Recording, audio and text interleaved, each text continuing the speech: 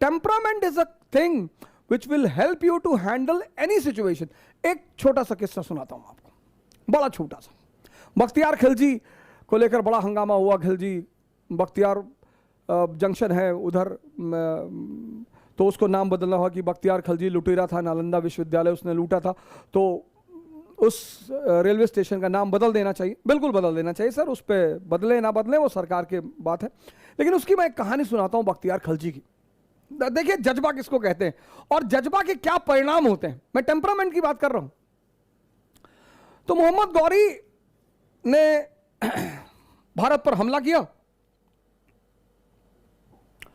1191 में पहली तराइन की लड़ाई लड़ी और पृथ्वीराज चौहान से हार गया। 1192 में उसने दूसरी तराइन की लड़ाई लड़ी और पृथ्वीराज चौहान को हराया। दिल्ली पर उसका कब्जा, दिल्ली और अजमेर पर। 1194 में आया, चंदावर का युद्ध लड़ा, जयचंद खत्म। और अब तुर्कों का कब्जा गजनी से वाराणसी तक।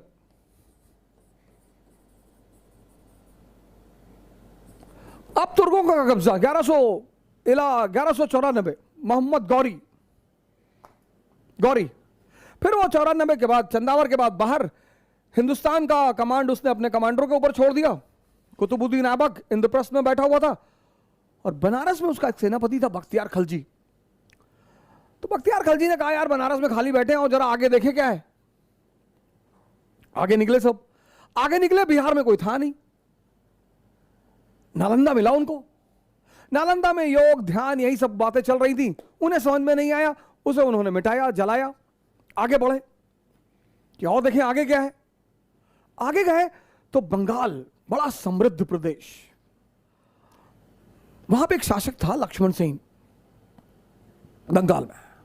जज्बा की कहानी सुनिए, टेम्परामेंट क्या क्या करता है। तो ये मुश्किल से 700-800 लोग थे। बंगाल राज्य, 800 लोग। तो इन लोगों ने एक प्लान बनाया, बख्तियार खिलजी ने एक प्लान बनाया और उस प्लान में सिर्फ 18 लोग शामिल हुए। 18, मैं लिख दे रहा हूं यहां पे, पढ़िएगा, क्रॉस चेक करिएगा इस कहानी को। 18 बख्तियार खिलजी ने प्लान बनाया और उस कहानी में सिर्फ 18 लोग शामिल थे। और प्लान यह था कि 8 लोग घोड़े के व्यापारी बनकर लक्ष्मण सेन के दरबार में जाएंगे। उस समय अरब से व्यापारी आते ही थे, वो कोई नई बात थी नहीं। और 10 लोग दरबार के बाहर खड़े होंगे और दरबार से करीब 5 किलोमीटर की दूरी पर ये 700-800 लोग होंगे। 18, खतरा बड़ा था सर, गेम बड़ा था। 18 लोग और ये 8 लोग अंदर पहुंचे घोड़े के व्यापारी बनकर, और उसी बातचीत में इन लोगों ने हथियार निकाल लिया।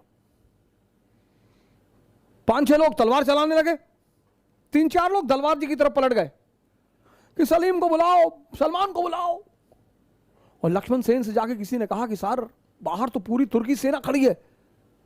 और लक्ष्मण सेन पीछे के दरवाजे से भाग गया और 18 लोगों ने बंगाल पर कब्जा कर लिया। 18, बाद में पता चला पीछे कुछ था ही नहीं। यह है जज्बा। सब में नहीं होता, सब में नहीं होता, इसीलिए बाकी लोगों को उत्साह की जरूरत पड़ती है। जज्बा का सबसे बड़ा एग्जाम्पल है राणा प्रताप। हिस्ट्री में उससे बड़ा एग्जाम्पल नहीं है। दूसरा कोई एग्जाम्पल अगर जज्बे का है तो भगत सिंह। भगत सिंह तो सर वो तो खैर अपवाद ह्यूमन बीइंग है इस धरती पर। राणा प्रताप के पास डेलीगेशन गया, भगवान दास, बीरबल और 2-3 लोग और गए। कह रहे सारे राजा महाराजा अकबर से दोस्ती कर रहे हैं और आप जो है फालतू में बैठे हुए हैं इस तरह से। और करना क्या है, 2 ही काम करना है, सजदा करना है, पैबोस करना है। वो हिंदुस्तान के शहंशाह, बोले हम भी हैं। अकबर बहुत समझदार बुद्धिमान तो था ही, उसने एक ब्राह्मण से फरमान पढ़वाया अपना, क्योंकि ब्राह्मण को मारा नहीं जा सकता था। तो राणा ने कहा कि अच्छा है कि तुमने फरमान पढ़ा, किसी और ने पढ़ा होता तो यहीं दफन कर दिए होते, लड़ेंगे। बाबर अपनी जीवनी में लिखता है कि मैंने अपनी पूरे युद्ध के इतिहास में राणा सांगा जैसा योद्धा नहीं देखा। जज्बा है सर, हार और जीत तो एक अलग चीज है सर। जो हार के डर से लड़ेगा ही नहीं, उसको मजा ही कहां आएगा जीवन में।